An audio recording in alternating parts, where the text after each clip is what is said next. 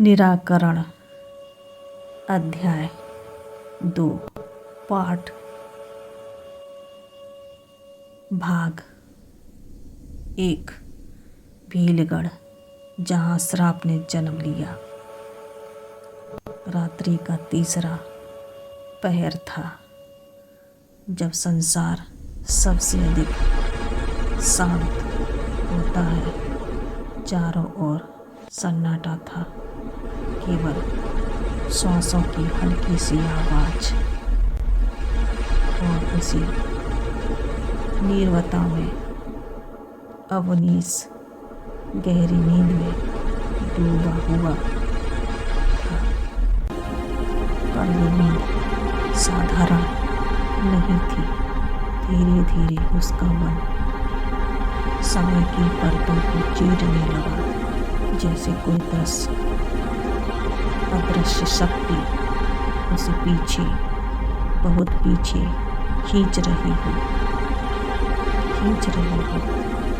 200 वर्ष पीछे, सन 1800 के आसपास भारत पर अंग्रेजों का शासन था। पर कुछ रियासतें ऐसी थीं जो बाहर से स्वतंत्र दिखती थी और भीतर से परतंत्र सड़ी हुई थी। ऐसी ही एक रियासत थी भीलगढ़। भीलगढ़ पर शासन करता था राजा रजत प्रताप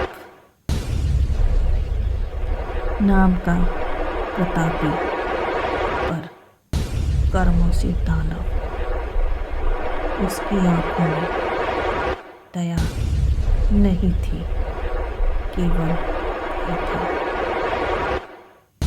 उसका मानना था राज्य प्रेम से नहीं, डर से चलता है, डर से चलता है। और वह डर वह स्वयं बनना चाहता था। अपनी सत्ता को सुरक्षित रखने के लिए उसने अंग्रेजों से संधि कर ली थी। प्रजा का खून बहाता था और बदले में राजा की गद्दी सुरक्षित रहती थी।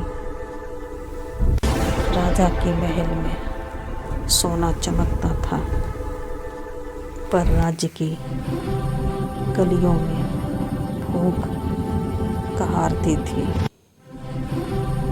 किसान खेत जोतता था, पर उसके बच्चों का पेट खाली रहता। बुनकर कपड़ा बुनता था, पर उसके तन पर चीथड़े होते।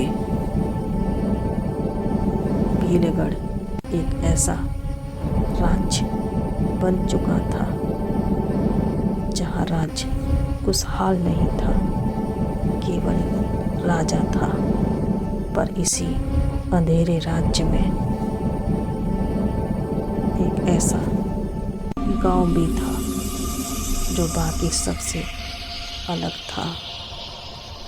वहाँ बच्चों के चेहरे पर मुस्कान थी, वस्त्र थे, आभूषण थे और जीवन में संतोष था।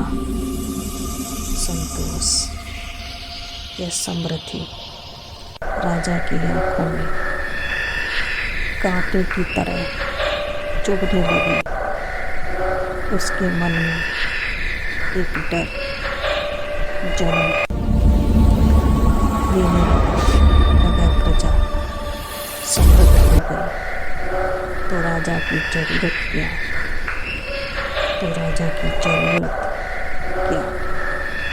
राजा ने निश्चय किया, वह स्वयं उस गांव को देखेगा। अपनी रानी चिदम्बरा को साथ लिया और निकल पड़ा। सैनिकों का काफिला चला।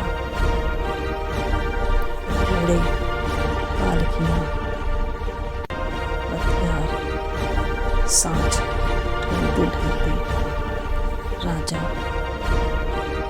गांव पहुंच गया। रात्रि होने के कारण वहीं डेरा डाला गया। ढोल बजे, घोषणाएं हुई, राजा का आगमन हुआ है। पर जो दृश्य राजा ने देखा उसे देखकर हिल गया या हिला दिया।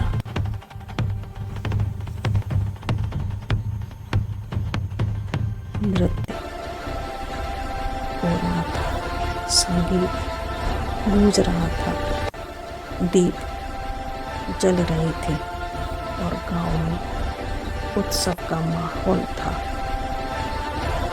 राजा का स्वागत ऐसे किया जैसे वह देवता हो, जैसे वह देवता हो। फिर उपहार लाए गए, सोना, चांदी, रत्न। राजा की आंखें चमक उठी।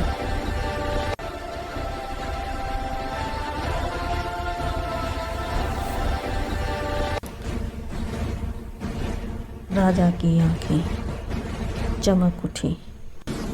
उसके मन में एक ही प्रश्न था, इतनी संपत्ति और फिर भी कर पूरा। यह समृद्धि उसे सुख नहीं दे रही थी, उसे भय दे रही थी। उसे अपनी गद्दी हिलती हुई दिख रही थी। राजा ने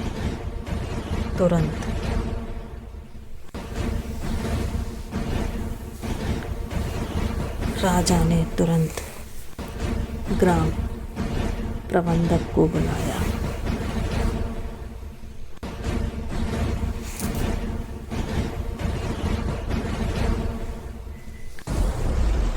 उसकी आवाज में मिठास नहीं थी, केवल आदेश था। सच बताओ, सच बताओ, ये संपत्ति आती कहाँ से है? ये संपत्ति आती कहाँ से है? झूठ बोला तो काल का ग्रास होगा, सच बोला तो जान बख्श दी जाएगी। ये संपत्ति आती कहाँ से है? ये संपत्ति आती कहाँ से है?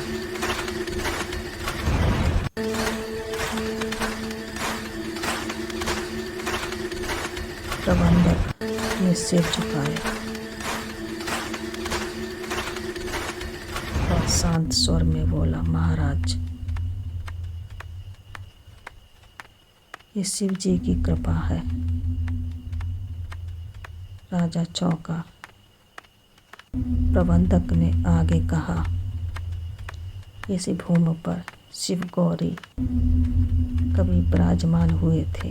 यह गांव उनके आशीर्वाद से फलता फूलता है, पर जहाँ भक्ति होनी चाहिए थी वह राजा के भीतर लोभ जाग उठा। लोभ जाग उठा। उसकी आंखों में ईसो नहीं, संपत्ति दिख रही थी, संपत्ति दिख रही थी।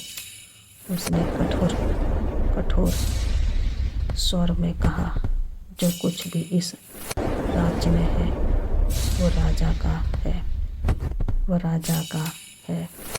उसका हाथ तलवार की मुठ पर कस गया। प्रबंधक समझ गया सच बोलने की कीमत अब चुकानी पड़ेगी।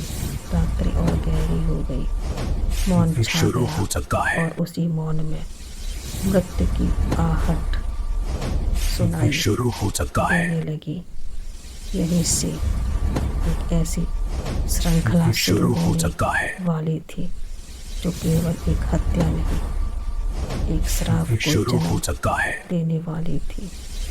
और अवनीश की नींद में यह शुरू अतीत हो सकता है। अपनी जड़ें गाड़ चुका था, क्योंकि शुरू जो हो पाप सकता है। उस रात होने वाला था उसका प्रभाव आज भी जीवित शुरू था। हो सकता है। और यहीं से आरंभ होता है श्राप का बीज, श्राप शुरू का हो सकता बीज। है।